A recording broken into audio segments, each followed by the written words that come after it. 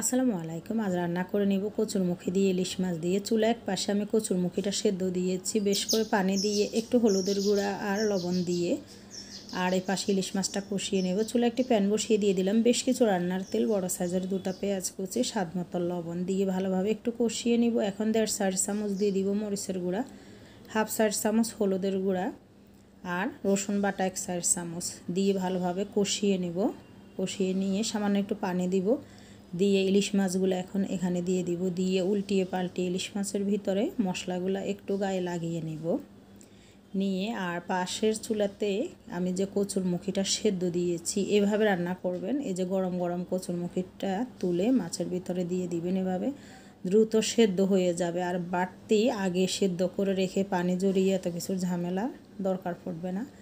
কচুরমুখীটা দিয়ে দিলাম, দিয়ে ঢাকনা দিয়ে 3 থেকে 4 মিনিট রান্না করে নেব। এর ভিতরে মাছ আর কচুরমুখীটা ভালোভাবে কষানো হয়ে যাবে। এরপর আমি ফুটন্ত গরম পানি একটু বেশি করে দিয়ে দিব কচুরমুখীটা যাতে সেদ্ধ হয়। আর চুলার আঁচটা হাই ফ্লেমে থাকবে। এখন ঢাকনা দিয়ে 5 থেকে 7 মিনিটের মতো জাল করে নিব। মাঝে মাঝে একটু ঢাকনা খুলে দেখব জলটা শুকিয়ে যাচ্ছে কিনা।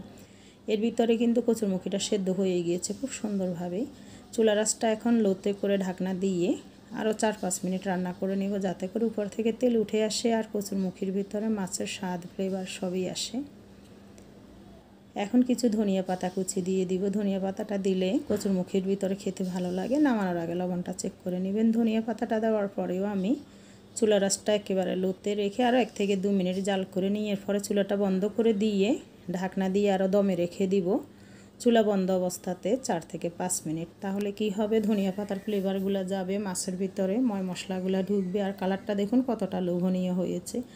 এভাবে কচুরমুখীটা ইলিশ মাছ দিয়ে রান্না করে খেতে পারেন, খুবই সহজ হইতে। চলুন আমরা দ্বিতীয় রান্নাতে চলে যাই। এখানেও চুলা একটি প্যান বসিয়ে দিয়ে দিলাম বেশ কিছু রান্নার তেল, একটা পেঁয়াজ কুচি, 1 চামচ রসুন বাটা দিয়ে এগুলো ভালোভাবে কষিয়ে নিয়েছি। এখন আমি মুরগির বুকের মাংস ছোট ছোট করে কেটে 1 কাপের মতো দিয়ে দিলাম এখানে। এই রেসিপিটা আপনার মুরগির হাড় হাড্ডি দিয়ে করলেও ভালো হয়, তবে বুকের মাংস দিয়ে করলে বাচ্চারা খেতে পারে।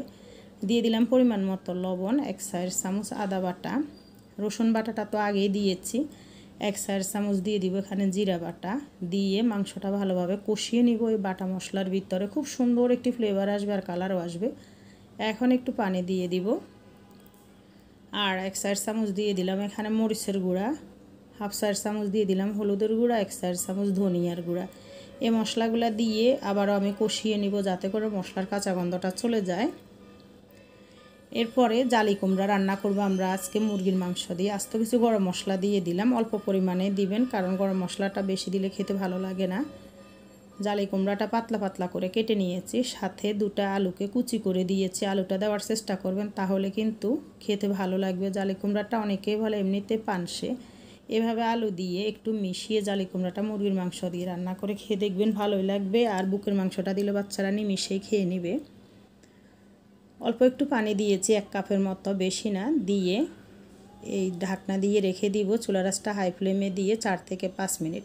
কুমড়ার থেকে যে পানিটা বের হবে সেটাই কিন্তু কুমড়া আর আলুটা সেদ্ধ হয়ে যাবে। জালি কুমড়াটা অতিরিক্ত বেশি সেদ্ধ করলে স্বাদ ফ্লেভার কালার সবই নষ্ট হয়ে যায়। দেখুন সেদ্ধ হয়ে গিয়েছে। গরম মশলাটা আমি তুলে ফেলে দিব আর নামানোর আগে কিছু ধনিয়া পাতা কুচি দিয়ে দিব এবং লবণটা চেক করে নেবেন।